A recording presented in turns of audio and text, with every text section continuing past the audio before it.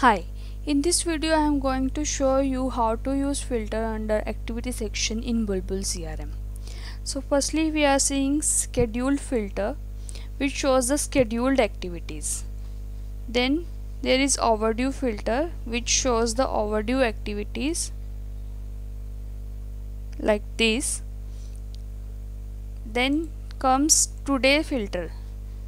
It shows today's activities. Next is completed filter which shows the completed activities under activity section in Bulbul CRM. Now comes to firstly this filter where suppose I want to see call only, then I choose call and here we see the call as a title only. Only these deals we have seen. Now if suppose we choose email, then we only see email. Then similarly meeting, task and all activities. Now suppose I want only this user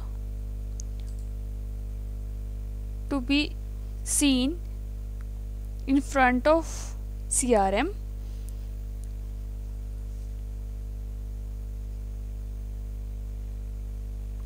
Then it will be looks like this, like I am choosing this person, so only these activities are shown because this is the only activities which are assigned to this one. Hi 212.